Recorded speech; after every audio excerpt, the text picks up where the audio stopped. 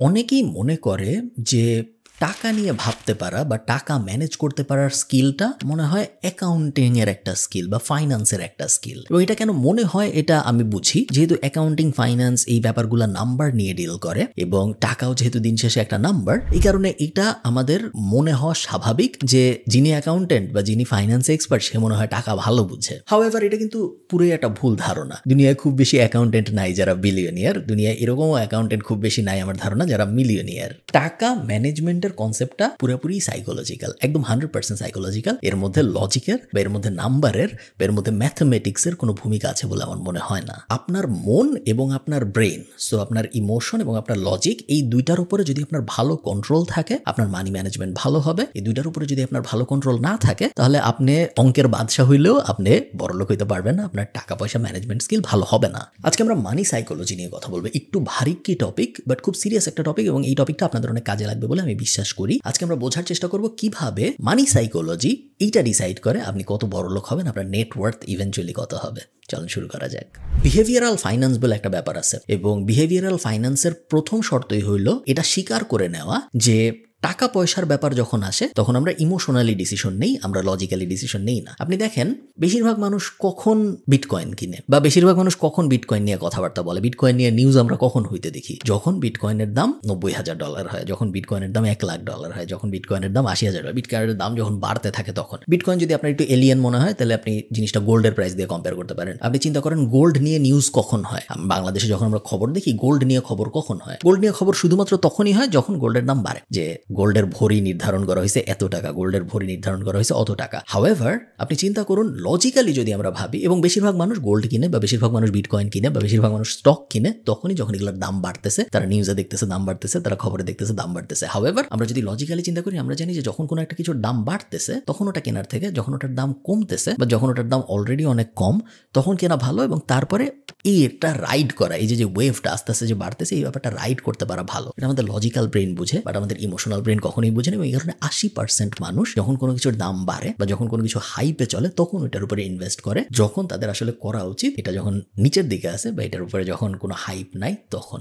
এবং সেম জিনিস উল্টা ভাবেও কিন্তু হয়। একটা জিনিস হয়তো আপনার এখন বিক্রি করে দেওয়া উচিত, হাউএভার আপনি ইগোর কারণে বা আপনি অ্যান্টি হাইপের কারণে বা আপনি ইমোশনের কারণে ওটা বিক্রি করতেছেন না। এরকম অনেক মানুষ আছে যারা একটা স্টক কিনেছে এবং তারপরে ধরেন 100 টাকায় তারা ওই স্টকটা কিনেছে, ওই স্টকটার দাম 80 টাকা হয়েছে। হাউএভার তার একটা বায়াস আছে, যেহেতু সে ওইটা কিনছে অলরেডি, সে বুঝতে পারতেছে না যে না এটা আসলে 70 টাকা হবে, তারপর এটা 60 টাকা হবে, তারপর এটা শেষ হয়ে যাবে। সে একটা হোপ করে ইমোশন দিয়ে সে ভাবতেছে না এটা আবার 200 টাকা হবে বা এটা আবার 150 টাকা হবে, যদিও আসলে লজিক দিয়ে বোঝা যাচ্ছে এটা কখনো হবে না। এইভাবে অনেক মানুষ টাকা লস করে জাস্ট বিক্রি না করে। এই কাজগুলোর কোনো লজিক নেই, এগুলো সব ইমোশনাল জিনিস এবং এই ব্যাপারটা আমাদের বুঝতে পারা জরুরি যে money is an emotional concept. এই ভিডিওর স্পন্সর ট্যাপ সেন্ড, যেটা নন রেসিডেন্সিয়াল বাংলাদেশিদের জন্য বাংলাদেশে টাকা পাঠানোর একটা অ্যাপ এবং এটার iOS অ্যান্ড্রয়েড দুইটা ভার্সনই আছে। ট্যাপ সেন্ড ব্যবহার করে যদি আপনি দেশে টাকা পাঠান তাহলে আমার মতে সুবিধা হলো 5টা। 1 নম্বর সুবিধা, 0 ফি অন ট্রান্সফার। টাকা পাঠাইতে বা যিনি টাকা রিসিভ করবে তার টাকা রিসিভ করতে কোনো এক্সট্রা টাকা পয়সা খরচ হচ্ছে না। 2 নম্বর, খুবই ভালো এক্সচেঞ্জ রেট। আপনি আজকে যদি $1 পাঠান তাহলে $1 সমমূল্যের যত বিডিটি হয় ওইটা হাইয়েস্ট রেটটাই আসলে আপনি পাবেন যদি আপনি ট্যাপ সেন্ড ব্যবহার করেন।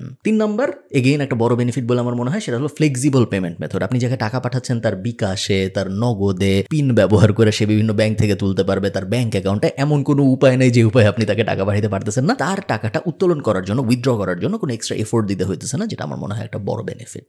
4 নম্বর বেনিফিট, কুইক ট্রান্সফার স্পিড। টাকা পাঠানোর পরে আপনি টাকা পাইছেন, টাকা কি আপনার কাছে গেছে, ওই যে ঝামেলাটা, ওই যে পিরিয়ডটা, এই দোদুল্যমান পিরিয়ডটা যত কম থাকে ততই আসলে ভালো হয়। এবং ট্যাপ সেন্ড আপনি যখন ইউজ করেন তখন এই দোদুল্যমান পিরিয়ডটা আসলে বেশ কম থাকে। UK, USA, Canada, Europe, UAE এবং অস্ট্রেলিয়া, এই 6 জায়গায় এই মুহূর্তে ট্যাপ সেন্ড অ্যাভেলেবল। আপনি যদি ডেসক্রিপশনে বা কমেন্টে কোথাও লিঙ্ক দেওয়া থাকবে ওই লিঙ্কটা ব্যবহার করেন তাহলে আপনি ট্যাপ সেন্ড ব্যবহার করে বাংলাদেশে টাকা পাঠাতে পারবেন। এবং টাকা পাঠানোর সময় আপনি যদি কেএফ কুপনটা ব্যবহার করেন তাহলে একটা এক্সট্রা বেনিফিট আছে। বেনিফিটটা হলো আপনি যা পাঠাবেন তার সাথে 10 ক্রেডিট যুক্ত হয়ে যাবে। সো আপনি যদি $100 পাঠান তাহলে যিনি রিসিভ করতেছে সে $110 পাবে। আপনি যদি 100 ক্যানাডিয়ান ডলার পাঠান তাহলে সে 100, বা আপনি যদি 100 ইউরো পাঠান সে 110 ইউরো পাবে। বুঝতে পারতেছেন? শুধুমাত্র দিরহামের ক্ষেত্রে যদি আপনি 100 দিরহাম পাঠান তাহলে যিনি যিনি রিসিভ করতেছে সে 150 দিরহাম পাবে। সব বিস্তারিত উপরে নিচে দেওয়া থাকবে। চলেন আমরা ভিডিওতে ফেরত যাই। ড্যানিয়েল কানেম্যান এবং আমোস তেভারস্কি এই দুই সাইকোলজিস্ট একটা রিসার্চ করে। এই রিসার্চ করার পরে ডিসিশন মেকিং নিয়ে হয় এই রিসার্চটা, এবং এরপরে এই রিসার্চটা করে ওরা একটা থিওরি আবিষ্কার করে, যে থিওরিটাকে বলা হয় প্রসপেক্ট থিওরি। 2002 সালে এই থিওরি আবিষ্কার করার কারণে ওদের নোবেল দেওয়া হয়। রিসার্চের মূল কথা খুবই সহজ। মনে করেন আপনার সামনে দুইটা অপশন, একটা অপশনে আপনি শিওর আপনি 100 টাকা পাবেন, আরেকটা অপশনে আপনি 80% শিওর যে আপনি 200 টাকা পাবেন। হাউএভার 20% চান্স আছে যে আপনি 200 টাকা নাও পাইতে পারেন, আপনি 80 টাকাও পাইতে পারেন। প্রসপেক্ট থিওরি বলতেছে যদিও সেকেন্ড অপশনটা লজিক্যালি আমাদের চুজ করা উচিত, কারণ ওখানে 80% চান্স আমরা 200 টাকা পাবো। হাউএভার হিউম্যান ব্রেইন লস অ্যাভারশনের কারণে আমরা লস করতে চাই না, এই কারণে আমরা সবসময় বেশিরভাগ সময় অপশন 1 চুজ করবো, অপশন 2 চুজ করবো না। এটার একটা অঙ্ক আছে, এটা জাস্ট মানে হাওয়ায় কথা না, এটা নিয়ে অনেক রিসার্চ হয়েছে এবং এটা নিয়ে অঙ্ক আছে। একজন মানুষ লাভে যত আনন্দিত হয়, কোনো একটা কিছু লাভ হয়েছে আপনার, এটা আপনার যত আনন্দ হবে, সমপরিমাণ লসে আপনার তার থেকে 2.5 গুণ বেশি কষ্ট হবে। তো আপনার যদি 100 টাকা লাভ হয়, তাহলে আপনি যদি 100 আনন্দিত হন, আপনার যদি 100 টাকা লস হয়, তাহলে আপনি 250 দুঃখিত হবেন। আমি জানি না আমি বোঝাইতে পারছি নাকি। সো বেসিক্যালি 2.5 গুণ বেশি কষ্ট লাগে যখন লস হয়, যদিও লস এবং লাভের অঙ্কটা সেম। এটা আমি কেন বলতেছি, এটা থেকে আমরা কি বুঝবো? এটা থেকে মেইনলি আপনার এই জিনিসটা বুঝতে হবে যে টাকা পয়সার হিসাব যখন আসবে, টাকা পয়সা নিয়ে যখন আমরা চিন্তা করবো, তখন আমরা লাভ এবং লসকে ইকুয়ালি মেজার করার চেষ্টা করবো। আমরা এই ব্যাপারটার বিষয়ে সচেতন থাকবো, অ্যাওয়্যার থাকবো যে লস যখন হবে তখন আমাদের কষ্ট বেশি লাগবে কম্পেয়ার টু ওই সেম অ্যামাউন্টের যখন আমাদের লাভ হয়। এটা আমাদের সচেতনভাবে জেনে ওটা মেনে নিতে হবে এবং তারপরে ওটা অ্যাভয়েড করার চেষ্টা করতে হবে। আচ্ছা, টাকা পয়সা নিয়ে খুব বেসিক কয়েকটা ভুল আছে, এবং এই ভুলগুলো যদি আপনি অ্যাভয়েড করেন, তাহলে আপনি 80% মানুষের থেকে বেশি টাকা পয়সা ম্যানেজ করতে পারবেন বলে আমি বিশ্বাস করি। প্রথমটা হলো ওভার কনফিডেন্স বায়াস। আমি জানি কোন স্টক কখন উপরে যাবে, আমি জানি ক্রিপ্টোর কি হবে, আমি অমুক জায়গায় দেখছি অমুক ভাই বলছে যে হ্যাঁ এই মিউচুয়াল ফান্ডে ইনভেস্ট করা ভালো, আমি জানি যে ওই জমির দাম বাড়বে, আমি জানি যে এই ফ্ল্যাটের দাম বাড়বে, আমি জানি গুলশানে এই হবে ওই হবে। আমি সব জানি, অন্য কেউ কিছু জানে না। আমি সব বুঝি, অন্য কেউ কিছু বুঝে না। আমি যেটা ইনভেস্ট করবো ওটা সেরা, অন্য সবাই গাধা। এই যে ওভার কনফিডেন্স বায়াস, এই ওভার কনফিডেন্স বায়াসের কারণে অনেক মানুষ অনেক টাকা লস করে। বারবার অ্যান্ড ওডিয়ন এই দুইজন 2005 বা 2005 সালে একটা স্টাডি করে, যে স্টাডিতে ওরা প্রমাণ করে যে ডে ট্রেডাররা অন অ্যাভারেজ 45% কম লাভ করে compare to long term investor. এই 45% কম লাভওয়ালা মানুষদের মধ্যে আবার ছেলেদের লাভ আরো কম, কারণ ছেলেরা আবার একটু আরো বেশি, যে আমি তো সব বুঝি। তো এমনিতেই যারা ডে ট্রেড করে তারা লং টার্ম ইনভেস্টরদের থেকে 45% কম রিটার্ন পায়। এই কমদের মধ্যে যারা ছেলে তারা আরো কম পায়, কারণ তারা আরো বেশি ওভার কনফিডেন্ট। সবসময় মাথায় রাখবেন যে শর্ট টার্ম থিঙ্কিং এবং ডে ট্রেডিং এবং আমি সব জানি, এই তিনটা জিনিস যদি আপনি অ্যাভয়েড করতে পারেন, তাহলে আপনি মানি নিয়ে সবসময় হ্যাপি থাকবেন। 2 নম্বর যে ভুল, সেটা হলো হার্ড মেন্টালিটি। হার্ড মেন্টালিটি কথাটা আসছে ভেড়ার পাল থেকে। আপনারা হয়তো বিভিন্ন সময় দেখেছেন যে অনেকগুলা ভেড়ার পালকে একটা মাত্র কুকুর ধাওয়া করে একটা জায়গায় ঢুকায় ফেলে। কিভাবে পারে একটা কুকুর এতগুলা ভেড়াকে ধাওয়া করে ঢুকায় ফেলতে? কারণ ভেড়াদের মধ্যে একটা টেন্ডেন্সি আছে যে একটা ভেড়া যে জিনিস করে বাকি সব ভেড়া ওই জিনিস করে। সো কুকুরটার আসলে সবকটা ভেড়াকে ধাওয়ায় ঢুকাইতে হয় না, কুকুরটার মেনলি একটা ভেড়াকে ধাওয়ায় ঢুকাইতে হয়, এবং ওইটা যখন ঢুকে তখন ওটাকে দেখে বাকি সবাই ঢুকে। এটাকে বলে হার্ড মেন্টালিটি। তো মানুষদের মধ্যে হার্ড মেন্টালিটি আছে, এবং ফাইন্যান্সের ক্ষেত্রে বা টাকা পয়সার ক্ষেত্রে এই হার্ড মেন্টালিটি অনেক বেশি কাজ করে। সবাই ডেস্টিনিতে গাছ কিনছে, আমিও কিনবো। সবাই আমাকে দেখাইছে যে এই অ্যাপে তুমি এভাবে ক্লিক করবে আর তোমার ইনকাম হইতে থাকবে, আমিও করবো। আমি কিছু জিজ্ঞেসই করবো না। সবাই বলবে যে কি জানি পাই নেটওয়ার্ক নাকি ঘোরা টিম আছে, যেগুলো সবাই ওনার, সবাই মালিক, এই MLM, ওই স্ক্যাম, এই স্ক্যাম, ওই স্ক্যাম। আমি কিছু জিজ্ঞেসই করতেছি না, আমি কিছু জানতেই চাচ্ছি না যে এই কোম্পানি যে আমাকে টাকা দিচ্ছে আসলে কিভাবে টাকা দেয়, ওর ব্যবসাটা কি, কিভাবে ওর পকেটে টাকাটা আসতেছে, যেই টাকাটার একটা অংশই তো আমাকে দিচ্ছে। সো হার্ড মেন্টালিটি যতদিন থাকবে আমাদের, যতদিন আমরা নিজেরা কিছু ভাবার চেষ্টা করবো না, যতদিন আমরা নিজেরা নিজেদের ব্রেন দিয়ে জিজ্ঞেস করার চেষ্টা করবো না যে এই কোম্পানি আসলে কিভাবে টাকা ইনকাম করে, যেই কারণেও আমাকে টাকা দিতে পারতেছে, ওই জিনিসে আমি কেন ইনভেস্ট করবো 20 বছর পরে বা 30 বছর পরে, যে আসলে কি হবে, যেই কারণে আসলে আমার ইনভেস্টমেন্টের ভ্যালু বাড়বে এবং যেই ভ্যালুর কাছ থেকে আমি রিটার্নটা পাবো, যেই বাড়া ভ্যালুর কাছ থেকে আমি রিটার্নটা পাবো। সো এই প্রশ্নগুলো যারা করে না, তারা মেনলি হার্ড মেন্টালিটির অংশ, যে অমুক বলছে সবাই করতেছে আমিও করি। ওই জিনিস যদি আপনি করেন, তাহলে আপনি কোনো না কোনো সময় টাকা নিয়ে অনেক বেশি ভুগবেন। নেক্সট পয়েন্টের নাম হলো অ্যাঙ্করিং বায়াস। এবং অ্যাঙ্করিং বায়াসে আমরা সবাই কোনো না কোনোভাবে বায়াসড হই, আমরা হয়তো অনেক সময় রিয়ালাইজ করি না। এবং অ্যাঙ্করিং বায়াসের কনসেপ্টটা খুবই সিম্পল। আমরা আমাদের কাছে প্রথম যে ইনফরমেশনটা আসে, সেই ইনফরমেশনটাকে কোনো একটা কারণে এক্সট্রা গুরুত্ব দেই, কারণ ওই ইনফরমেশনটা আমাদের কাছে প্রথম আসছে। এটার উদাহরণ দিয়ে বোঝানোটা একটু কঠিন, বাট ধরে নেন কোনো একটা কারণে আপনার কাছে একটা ইনফরমেশন আসছে, আপনি একটা ম্যাগাজিনের ভিতরে পড়ছেন পড়ছেন যে তমুক জায়গায় পূর্বাচলের অমুক জায়গায় একটা বিশাল প্লট হবে, একটা বিশাল জোন হবে এবং ওই জোনে জমির দাম বাড়বে। আপনি ইনফরমেশন প্রথম পাইছেন, এখনো মিডিয়া টিডিয়াও তো আসেনি, কোনো একটা র্যান্ডম ম্যাগাজিনের ভিতরে আসছে, আপনি পড়ছেন, আপনার কাছে প্রথম আসছে ইনফরমেশন। এখন আপনি ইনফরমেশন 10 জন বন্ধুকে বললেন, সবাই বললো হ্যাঁ তুই এটা কিভাবে জানলি, তুমি এটা কিভাবে জানলা? আপনি বললেন যে হ্যাঁ এটা তো আমি এমন একটা ম্যাগাজিনে পড়ছি, এটা এখনো পাবলিক নলেজ না, এটা মাত্র আমাকে একজন বলছে, আমি গোপনভাবে জানি, এটা এখনো সবাই জানে না। এরপরে ধরেন আরো অনেক নিউজ আসা শুরু হইলো যে না ওই এলাকায় আসলে এটা হবে না, না ওই এলাকায় সমস্যা আছে, না এই এলাকায় সমস্যা আছে, না ওই এলাকায় অপরাধ বেড়ে গেছে, অনেক প্রবলেম চলে আসলো। হাউএভার আপনি যে প্রথম ইনফরমেশনটা, ওটা যেহেতু আপনার কাছে প্রথমে আসছে এবং অন্য কারো কাছে আসেনি, এবং ওই ইনফরমেশনটার কারণে আপনার যে একটুখানি ইগো বাড়ছে বন্ধুদের মধ্যে বা বাকি সবার মধ্যে, এই কারণে ওই ইনফরমেশনটাকে আপনি আলাদাভাবে মূল্যায়িত করেন বাকি সব ইনফরমেশন বাদ দিয়ে। সো দিন শেষে কিন্তু দুইটাই ইনফরমেশন, অমুক জায়গায় জমির দাম বাড়বে, অমুক জায়গায় ক্রাইম বাড়তেছে, দুইটাই নিউজ, দুইটাই হয়তো আপনি একটা ম্যাগাজিনে পড়ছেন বা টিভিতে দেখছেন, বাট এই ইনফরমেশনটা প্রথমে আসছে দেখে আপনার কাছে এই ইনফরমেশনের দাম বেশি, এই ইনফরমেশন পরে আসছে দেখে এটার দাম আপনার কাছে কম। অ্যাঙ্করিং বায়াস খুব ভয়ঙ্কর খারাপ জিনিস। আচ্ছা, কমন ভুলগুলো যদি আমরা জানি, একই সাথে আমাদের এই ব্যাপারগুলো মাথায় রাখা উচিত যে কি কি তাহলে আমরা করবো, কি কি করলে আমরা টাকা পয়সা ম্যানেজমেন্টের ব্যাপারে অনেক ভালো হব। প্রথম কাজ আপনারা বুঝতে পারতেছেন, অবভিয়াস কাজ যেটা, সেটা হলো সাইকোলজিক্যাল শিফট। টাকা খারাপ জিনিস, বড় লোকরা খারাপ, ওই দেখো বড় লোক একটা গাড়ি চালায়, এই গাড়িটা ধ্বংস হয়ে গেলে ভালো হইতে গাড়িটা পুরাই দেয়, এই গাড়িটা ভেঙে ফেলি, এই যে মেন্টালিটি, এবং এই মেন্টালিটি পুরোপুরি আপনার দোষ তা না। আমরা, এটা আমি আগেও বিভিন্ন সময় বলেছি, আমরা আমাদের আশপাশে যত বড় লোক দেখি তাদের অনেকেই খারাপ, তারা অনেকেই দুর্নীতি করে বড় লোক হয়েছে, তারা অনেকেই অবৈধ উপায়ে তাদের সম্পদ বাড়াইছে এবং এই কারণে তারা ভালো রোল মডেল হইতে পারে নাই। হাউএভার তারপরেও আমরা বড় লোক হওয়াকে, অনেক টাকা আয় করাকে খারাপভাবে দেখবো না, এবং আমরা যদি আমাদের বাচ্চা কাচ্চা থাকে, যদি আমাদের ভাই বোন থাকে, সবার মধ্যে এই জিনিস কখনোই ইনজেক্ট করার চেষ্টা করব না যে টাকা পয়সা খারাপ জিনিস, বড় লোক হওয়া খারাপ জিনিস, কারণ এটা যদি আমরা করি তাহলে খুব লং টার্মে অনেক ক্ষতি হয়ে যায়, যে এই ক্ষতি আপনি আর কখনোই অ্যাভয়েড করতে পারবেন না। লেফটিস্ট মাইন্ডসেট বলে একটা কথা আছে, এটা এই ভিডিওর আলোচনার একটু বাইরে চলে যাচ্ছে, বাট তারপরে আমি বলি যে লেফটিস্ট মাইন্ডসেটের একটা ব্যাপার আছে। আপনি দেখবেন আমেরিকান পলিটিক্স যারা ফলো করেন, বার্নি স্যান্ডার্সের পলিসি যদি আপনি দেখেন, বা লেফটে যারা আছে তাদের পলিসি যদি আপনারা দেখেন, আপনারা এই ব্যাপারটা খেয়াল করবেন যে ট্যাক্স দ্য রিচ, যারা বড় লোক তাদের অনেক ট্যাক্স দিতে হবে, যারা গরিব তারা কোনো ট্যাক্স দিবে না, তারা বসে বসে খাবে। এরকম একটা কনসেপ্ট নিয়ে কিন্তু ওয়েস্টে, স্পেশালি নর্থ আমেরিকায় রেগুলারলি ডিবেট হয়। এবং আপনি জিনিসটা একটু চিন্তা করেন, একজন জেফ বেজোস যদি পৃথিবীতে না থাকতো তাহলে কি হইতো? একজন জেফ বেজোস যদি পৃথিবীতে না থাকতো, অ্যামাজনে 4 লাখ বা 5 লাখ মানুষ হয়তো কাজ করে, এই 4 বা 5 লাখ এমপ্লয়মেন্ট থাকতো না। সো 4 বা 5 লাখ জব না থাকলে কি হয়? 4 বা 5 লাখ জব না থাকার মানে হইলো এই 5 লাখ মানুষ, যে 5 লাখ মানুষ অ্যামাজন থেকে প্রত্যেক মাসে বেতন পাচ্ছে, এই 5 লাখ মানুষ তো বেতন নিয়ে বালিশের নিচে রেখে দেয় না। এই 5 লাখ মানুষ এই বেতন নিয়ে খাবার কিনে, স্কুলের বেতন দেয়, ঘরের বিভিন্ন জিনিসপত্র কিনে, সিনেমা দেখে, ইত্যাদি ইত্যাদি। সো এই টাকাগুলো কিন্তু আবার সার্কুলেট হয়, টাকাগুলো আবার ইকোনমিতে চলে যায় এবং এটা জিডিপিকে বাড়ায়। সো এই 5 লাখ মানুষকে যে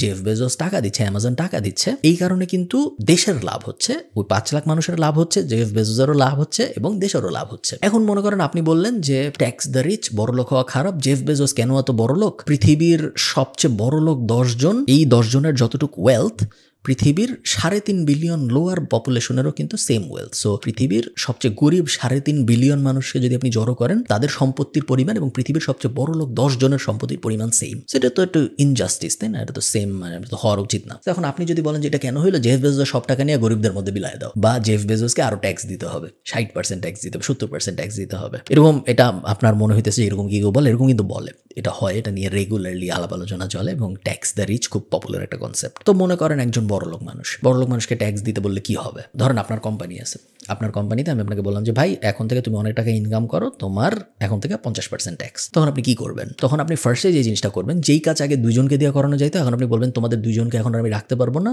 1 জনকে রাখবো। একজনের চাকরি চলে গেল, একজনের যে চাকরি, যার চাকরি চলে গেল সে তো গরিব, সে তো বড় লোক ছিল না, ট্যাক্স দ্য রিচের মধ্যে তো সে পড়তো না। হাউএভার তার চাকরি চলে গেল, কেন চলে গেল? কারণ আপনি অ্যাজ আ কোম্পানি ওনার আপনি প্রফিট বাড়ানোর চেষ্টা করতেছেন, আপনি রেভিনিউ করার চেষ্টা করতেছেন, এবং ওই যে ট্যাক্সের প্রেশারটা, সেই প্রেশারটা আপনি একা নিজের মধ্যে নেবেন না, আপনি কোম্পানি সবার মধ্যে আস্তে আস্তে ডিস্ট্রিবিউট করে দিবেন। সো এই ব্যাপারগুলো, লেফটিস্ট মেন্টালিটি কি, কমিউনিস্ট মেন্টালিটি কি, রাশিয়ান মেন্টালিটি কি, ক্যাপিটালিস্টিক মেন্টালিটি কি, এই ব্যাপারগুলো একজন সচেতন নাগরিক হিসেবে আমার মতে আপনার বোঝার চেষ্টা করা উচিত। তার কারণ এই ব্যাপারগুলো যদি আপনি না বুঝেন এবং যদি আপনি জাস্ট একটা মিডিয়ার কথা ফলো করেন বা জাস্ট একটা ফ্যামিলি ন্যারেটিভ ফলো করেন যে বড় লোকরা খারাপ, ট্যাক্স বেশি হলে ভালো, বড় লোকদের আরো ট্যাক্স দেওয়া উচিত, কেন মাটিতে থাকা টাকা, মাটিতে যখন টাকা পড়ে বিল গেটসের, তখন ওই বিল গেটসের ওই টাকা উঠায় না, কারণ ওই টাকা উঠাইতে যত সময় লাগবে এর থেকে বিল গেটসের টাকা আরো বেশি হবে। এই ধরনের কথাবার্তা কিন্তু আমরা ছোটবেলায় শুনছি, তাই না? এবং এই সব এগুলো কিন্তু খুব ডেরিগেটরি কথাবার্তা, এগুলো খুব ছোট করা কথাবার্তা। আমাদের কথাবার্তাগুলো এরকম হওয়া উচিত ছিল না। আমাদের কথাবার্তাগুলো এরকম, বিল গেটসের ব্যাপারে আপনি এটা কেন শুনবেন যে বিল গেটস যখন কোনো টাকা মাটিতে পড়ে যায় তখন ওইটা টাকাটা উঠায় না, ও সোজা হেঁটে যায়, কারণ টাকা উঠাইতে গেলে ওর আরো বেশি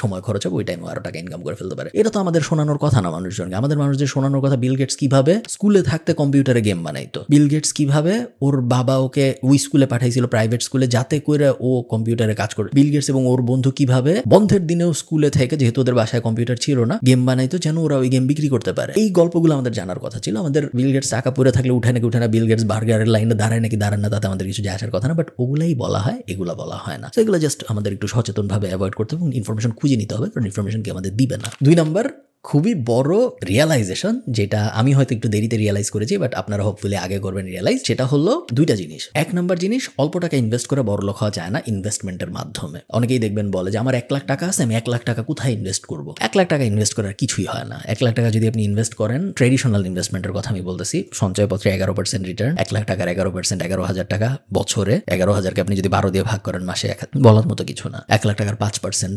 5,000কে আপনি যদি 12 দিয়ে ভাগ দেন তাহলে 600 টাকা না কত টাকা আসবে মাসে। 1 লাখ টাকা ইনভেস্ট করে আপনি বড় লোক হয়ে যাবেন না। So short amount of money, আপনার টাকার অঙ্ক যদি কম থাকে আপনার কাছে, ওই টাকা ট্র্যাডিশনাল কোনো মাধ্যমে ইনভেস্ট করে আপনি বড় লোক হয়ে যাবেন, এটা আশা করা বোকামি, এটা করবেন না। সেকেন্ড ব্যাপার, এটা একটু কাউন্টার ইনটুইটিভ, এটা সাধারণত আমরা যা ভাবি দুনিয়ার ব্যাপারে ওটার সাথে যায় না। সেটা হলো যত বড় ইনভেস্টমেন্ট তত রিস্ক কম। আপনি চিন্তা করেন 2টা বিজনেস আপনার সামনে। একটা বিজনেস, আমি গরুর মাংস ফেসবুকে বিক্রি করার চেষ্টা করতেছি, আমি একটা ফেসবুক পেজ খুলছি, আমি খুবই ছোট ব্যবসায়ী, আমি কসাইয়ের কাছ থেকে গরুর মাংস কিনে আনি, প্যাকেট করি, তারপর আমি ফেসবুকে অ্যাড দিয়ে বিক্রি করার চেষ্টা করি। এটা একটা বিজনেস। আরেকটা বিজনেস হইলো আমি 100 কোটি টাকা খরচ করে ধানমন্ডিতে একটা বিশাল বিল্ডিং বানাইছি, এখন এই বিল্ডিং এর প্রত্যেকটা ফ্লোর আমি বেচবো। ফেসবুক পেজ গরুর মাংসের ব্যবসা করতে আমার 5,000 টাকাও লাগে নাই শুরু করতে। এই অ্যাপার্টমেন্টের বিজনেস করতে, রিয়েল এস্টেটের বিজনেস করতে আমার 100 কোটি টাকা লাগছে। বাট আপনি বলেন তো কোনটা সাকসেসফুল হওয়ার চান্স বেশি? 100 কোটি টাকাটা সাকসেসফুল হওয়ার চান্স বেশি, কারণ যদিও এটার ইনভেস্টমেন্ট অনেক বড়, এটার রিস্ক অনেক কম কম্পেয়ার টু গরুর মাংসের বিজনেস। আমার রিস্ক বলতে গেলে নাই,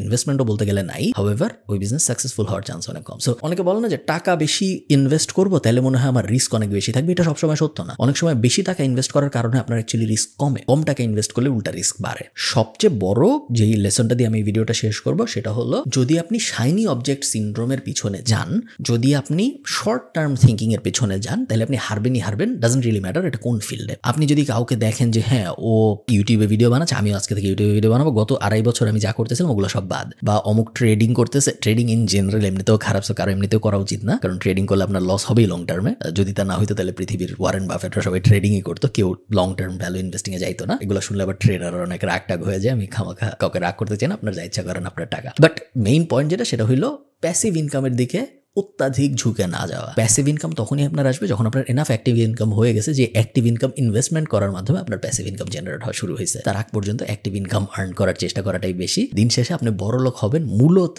2টা কাজ করে। স্টেপ 1, ভয়ঙ্কর একটা স্কিল জেনারেট করা, খুব ভালো কিছু শেখা, এবং ওই স্কিলটা দিয়ে হয় চাকরি করা বা ফ্রিল্যান্সিং করা বা কোনো একটা কোম্পানিতে যাওয়া, যে কোনো ধরনের চাকরি করা। এবং তারপর সেকেন্ড, সো 2 স্টেপ। 1 নম্বর স্টেপ ছিল এটা। 2 নম্বর স্টেপ হলো এখন চিন্তা করা আমার এই স্কিল এবং আমার এই এক্সপিরিয়েন্স। স্কিল ছিল আগে, এখন আমি ফ্রিল্যান্সিং বা চাকরি করার কারণে আমার এক্সপিরিয়েন্স হয়েছে। স্কিল এবং এক্সপিরিয়েন্স এই 2টাকে মিলে এখন আমি কিভাবে একটা কোম্পানি দাঁড় করাতে পারি যেন আমি আমার সময় ফেরত পেতে পারি। এই 2টা ইকুয়েশন মিলাইতে পারলে শুধুমাত্র আপনি বড় লোক হবেন, অন্য কোনো ইকুয়েশন দিয়ে বড় লোক হওয়া সম্ভব না। ভালো থাকেন সবাই।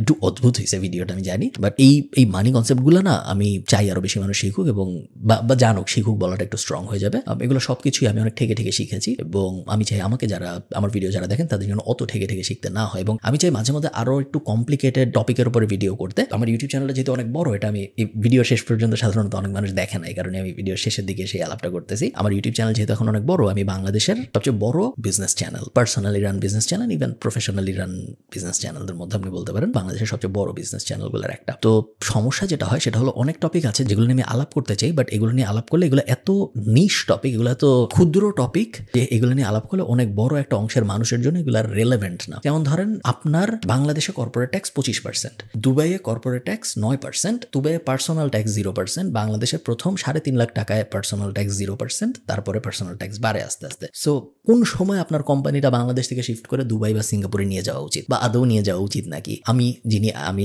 আয়ারল্যান্ড থাকি, সো আমার কি আসলে আয়ারল্যান্ডের ট্যাক্স ভার্সেস পানামার ট্যাক্স ভার্সেস মায়ামির ট্যাক্স ভার্সেস দুবাই ট্যাক্স, এইসব ব্যাপার নিয়ে আমি বিভিন্ন সময় চিন্তা করি যে আমি ভিডিও বানাবো, আবার শেষ পর্যন্ত আর বানাই না, কারণ আমি জানি বানাইলে 5-10 হাজার মানুষ হয়তো দেখবে, তারপর হয়তো আর দেখবে না। আর বেশিরভাগ মানুষেরই এত ক্ষুদ্র তো নিশ টপিকে আগ্রহ থাকে না। যাক, ভালো থাকেন সবাই। টাকা পয়সা নিয়ে কথা বললাম, আশা করি সবাই ভালো আছেন এবং আপনাদের সাথে আমার দেখা হবে পরের ভিডিওতে। ভিডিওটা ভালো লাগলে আমাকে অবশ্যই কমেন্টে জানাবেন। তারা